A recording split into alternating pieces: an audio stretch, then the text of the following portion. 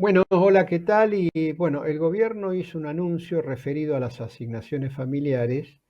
que básicamente consiste en que los sectores de menores ingresos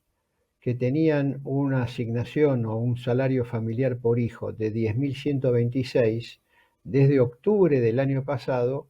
van a pasar a cobrar 20.000 pesos por hijo o por hija a partir del 1 de septiembre. Como se ve, esto más que un aumento, es una actualización de un valor que estaba totalmente retrasado justamente por la inflación,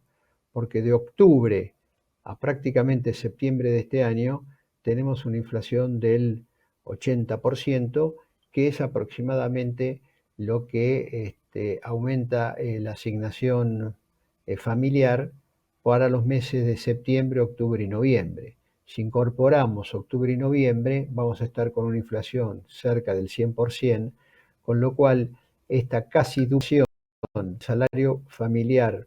por hijo para los sectores de menores ingresos es más que un aumento, es una actualización. Sin embargo, el gobierno lo que no hizo fue subir los topes que dan derecho al cobro del beneficio. Entonces se da el hecho de que ese tope para tener derecho a cobrar el salario familiar está en los 158.366 pesos de sueldo bruto. Esto significa que si un trabajador, cualquiera de los dos integrantes del grupo familiar, gana más de 158.366 pesos de salario bruto, deja de cobrar el salario familiar por el hijo. Como ustedes se dan cuenta, este valor es un valor muy bajo y está llevando a que muchos trabajadores estén perdiendo de cobrar el salario familiar por hijo porque al recibir un aumento, si ese aumento supera esta cifra de 158.366 pesos, automáticamente el sistema le da de baja para el cobro del salario familiar por hijo. Bueno, este es un problema muy pero muy serio. Llama la atención de que no se lo haya actualizado, teniendo en cuenta que la última actualización tiene que ver con datos de octubre del año pasado. Pasado de octubre ahora a septiembre han pasado prácticamente 10, 11 meses y no ha habido ninguna actualización de este valor, a pesar de que la inflación, vuelvo a señalar, en 10, 11 y casi 12 meses está en el orden de entre el 80 y el 100%. Ustedes se dan cuenta que ese tope está totalmente envejecido, desactualizado. Y entonces todo el anuncio del otro día, más que un beneficio del salario familiar, lo único que se hizo fue actualizar un valor para los que menos ganan. Y para el resto, al no haber ninguna actualización, con el transcurso de los días, de las semanas o de los meses, están dejando de cobrar el salario familiar por hijo, lo cual es muy pero muy grave. La otra cuestión es el propio monto del beneficio. Salvo este aumento que va de 10.126 a 20.000, el resto no tiene ningún tipo de aumento. Y entonces se da el hecho de que también el monto del beneficio para lo que se conoce como el rango 2, 3 y 4, fuera del rango 1 que tiene ese aumento, que lo lleva a 20.000 pesos, eso se mueve por la movilidad. Y la movilidad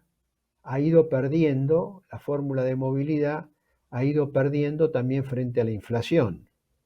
Y ha perdido, más o menos, depende del periodo que uno tome, ha perdido 30 o 40 puntos y por ese motivo el gobierno, solo para los jubilados de menores ingresos, le dio un bono justamente para compensar esa pérdida jubilatoria,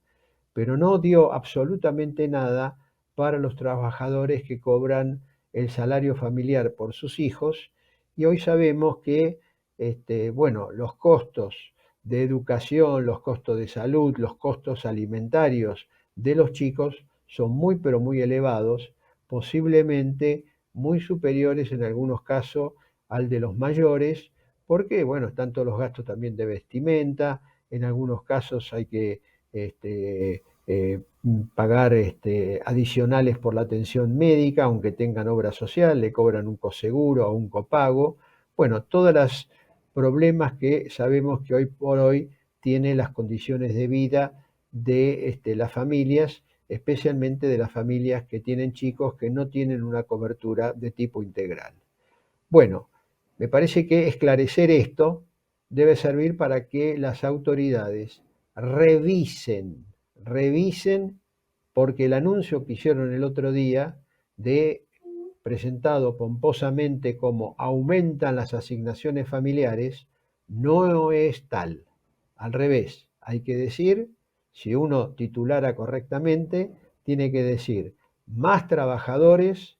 van a perder el cobro del salario familiar por la falta de actualización del tope,